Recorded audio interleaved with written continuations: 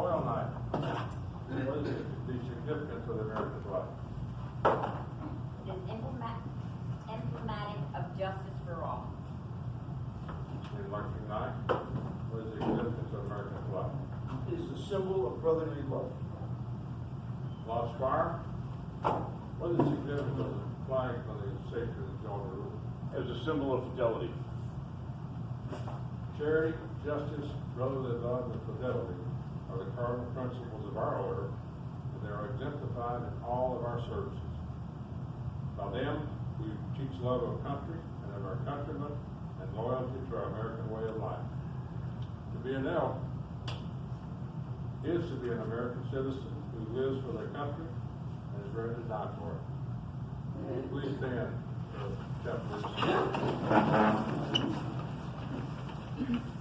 Almighty God, in this hour of patriotic observance of the birthday of the American flag, we ask you to bless our flag and the people of these United States. For all that our flag represents, both at home and abroad, we thank thee, and that through all our history as a nation, it has been an ensign of freedom, liberty, and opportunity. And through the years to come, may this flag wave as the banner of liberty, freedom, and enlightenment. May this service bring to each of us a sense of loyalty to our country and enable us to be patriots, true citizens, and more loyal Americans to thy glory and to the honor of this great nation. Amen. Amen. Thank you. Be seated. That we may better understand the meaning of our flag, I'd like to talk on the Ron Squire for the history of the flag.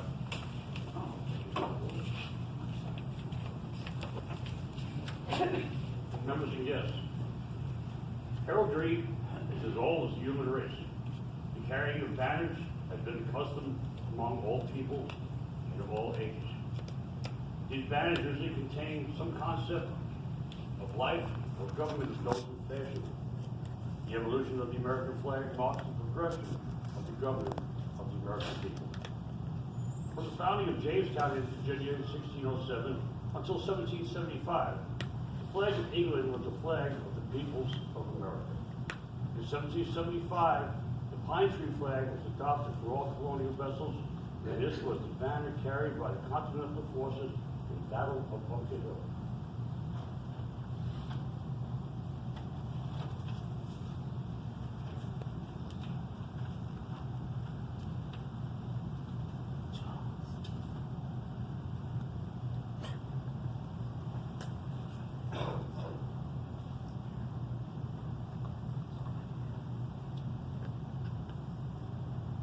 The Southern colonies from 1776 to 1777 used the state flag.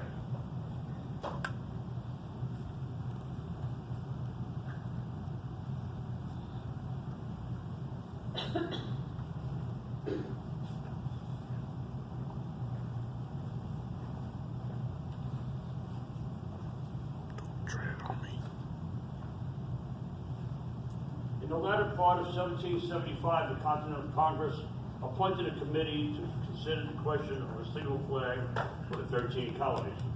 That committee recommended a design of 13 alternate stripes of red and white with an azure field in the upper corner bearing the red cross of St. George and the white cross of St. Andrew. John Paul Jones, the senior lieutenant on the flagship Alfred, hoisted this flag to the masthead on December 3rd, 1775.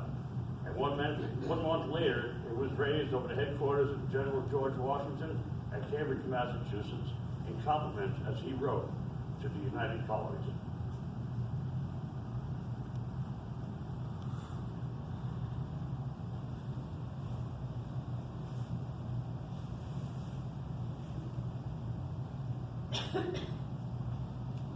This flag, called the Continental Colors and the Grand Union, was never carried in the field by the Continental Land Forces, but it was used by the Navy as an exclusive ensign and was the first American flag to receive a salute of honor, a salute of 11 guns from the Fort of Orange in the Dutch West Indies.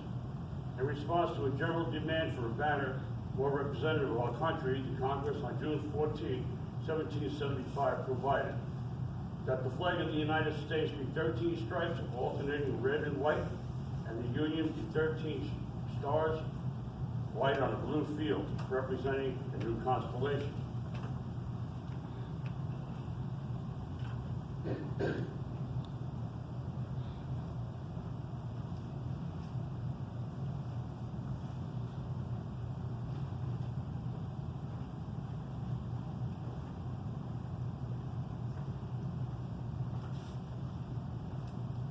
It is generally believed that in May or June, they couldn't make up their mind, of 1776, a committee consisting of George Washington, Robert Morris, and George Ross commissioned Betsy Ross, a Philadelphia Quakeress, to make a flag from a rough design they left with her. It is said that she suggested that the stars should have 5 points rather than 6. The starry banner was first flown at Fort Stanwix, called Fort Schuyler at that time, near the city of Rome, New York, on August 3rd, 1777, and was under fire 3 days later in the Battle of Oriskany, August 6, 1777, during a British and Indian attack. The first official salute to Stars and Stripes was given on February 14, 1778 by France on the French coast when the Ranger, under command of John Paul Jones, was saluted by the French fleet. This flag, then carried by the Ranger, was made by the young women of Portsmouth, New Hampshire, from stripes of their best colored silk dresses and the white wedding gown of a recent bride. It is said that the same Ranger's flag was flown by Jones's ship, the Bon Rochard, in a thrilling fight by moonlight upon the high seas of the British frigate Serapis. When the Serapis struck her colors, the immortal fame of John Paul Jones was ensured as the intrepid defender of the beautiful Republic. The original 13 Stars and Stripes represented the original 13 colonies. In 1795, 2 additional Stars and Stripes were added to represent admission to the Union of Vermont and Kentucky. Under this banner of 13 Stars and Stripes was fought the War of 1812. It was the site of the flag over Fort McHenry on September 14, 1814 that inspired Francis Scott Key to write what is to become our national anthem, the Star Spangled Banner. Miss Margaret Young, who cut the stars for that particular banner, was the mother of Henry Sanderson, the Grand Exalted Ruler of the Elks in 1884. Congress, on April 14, 1818, adopted a resolution that on and after July 4th, 1818, the number of stripes should represent 13, and the blue field should carry 1 star for each of the 20 states in the Union. And then a new star should be added for each state thereafter admitted.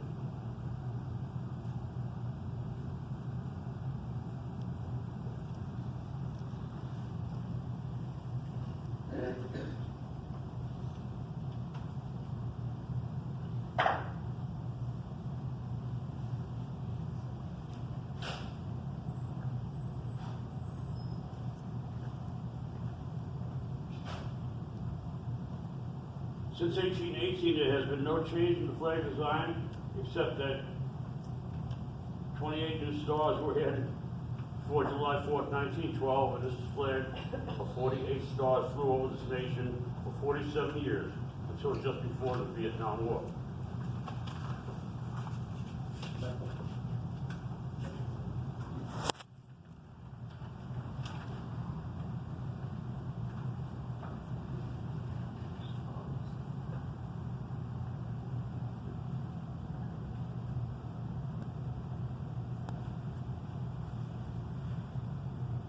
On July 4th, 1959, Star was added for Alaska, our first non-connected state, and a year later, Hawaii, our island state, added the 50th star. Our present flag,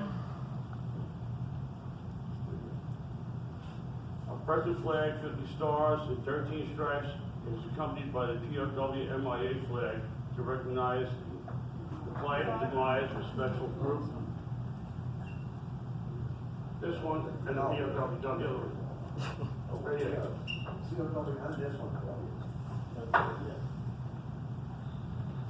It's accompanied by a POW and MIA flag to recognize the flag comprised of a special group of our armed services. Those who were prisoners of war will still remain missing in action. Please stand, salute our flag.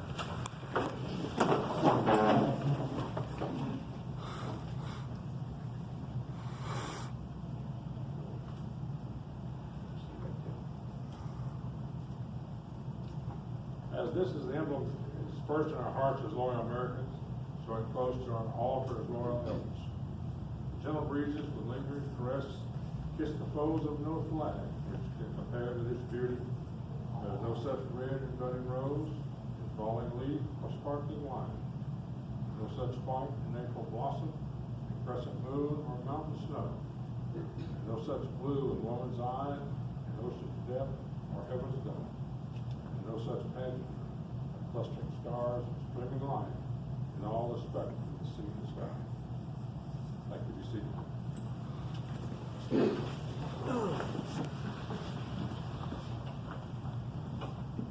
Our flag is at one